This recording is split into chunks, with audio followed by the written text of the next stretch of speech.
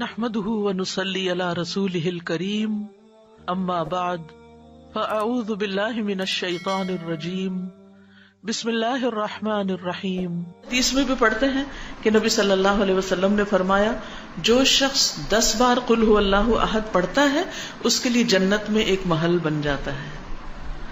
عمر رضی اللہ عنہ کہنے لگے کہ اے اللہ کے رسول صلی اللہ علیہ وسلم اس طرح تو ہم بہت سارے محل اپنے لیے تیار کر لیں گے، یعنی بہت دفعہ ایسا ہی عمل کریں گے. آپ نے فرمایا اللہ کے پاس اس سے بہت زیادہ ہے، بہت اچھا ہے، یعنی تمہارے گمان سے کہیں زیادہ ہے اس کے پاس.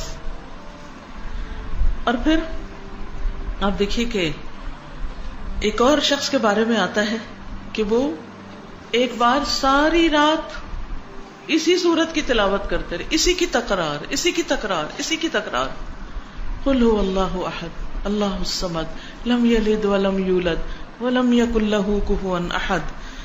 اور حقیقت یہ ہے کہ اگر آپ کسی وقت دعا کرنا چاہیں اور اللہ کے قریب ہونا چاہیں، اللہ تعالی کی قدرت اور عظمت کا احساس اپنے دل میں بٹھانا چاہیں تو آپ کو کیا کرنا چاہیے؟ بغیر گنے کئی بار قل هو اللہ احد. اگر آپ کو ریاکاری کا ڈر ہے، شرک کا اندیشہ ہے، شرک سے ڈرتے ہیں، اپنے اندر اخلاص پیدا کرنا چاہتے ہیں تو اسی صورت کو پڑھیں، بار بار پڑھیں اور پھر اس کی تاثیر آپ دیکھیں. یہ کرنے سے پتہ چلتا ہے. نبی صلی اللہ علیہ وسلم کو جب یہ بات پتہ چلی کہ وہ ساری رات یہی پڑھتا رہا تو آپ نے اس کو منع نہیں کیا.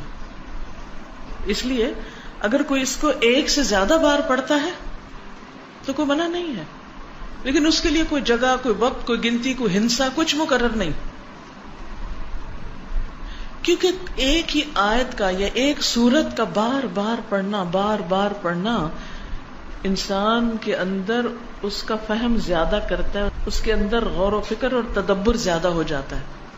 تدبر کے لیے تکرار چاہیے ہوتی، بار بار پڑھو. ہم تو ایک دفعہ قرآن پڑھتے ہیں اور اس کے بعد بند کر کے وہ اوپر شیلف میں رکھ دیتے ہیں، مکمل ہو گیا، اب مزید اس سے کوئی کام نہیں.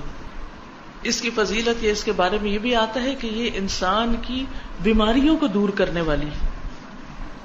اب بیماریوں کو کیسے دور کرنے والی؟ سب سے بڑی بیماری اور علت کیا ہے؟ شرک. سارے غم ہی شرک کی وجہ سے آتے ہیں، ساری مصیبتیں شرک کی وجہ سے آتی ہیں. اللہ سبحانہ تعالیٰ کی ناراضگی شرک کی وجہ سے آتی، چاہے شرک اکبر ہو چاہے شرک اصغر ہو. شرک اکبر تو بتوں کو پوجنا، اور شرک اصغر کیا؟ ریاکاری کرنا، دکھاوے کے کام کرنا، اپنے نیک کاموں پہ فخر کرنا، لوگوں کو بتانا کہ میں کیسا کیسا نیک ہوں. تو اس کا علاج کیا ہے کہ انسان قل هو اللہ احد پڑھے.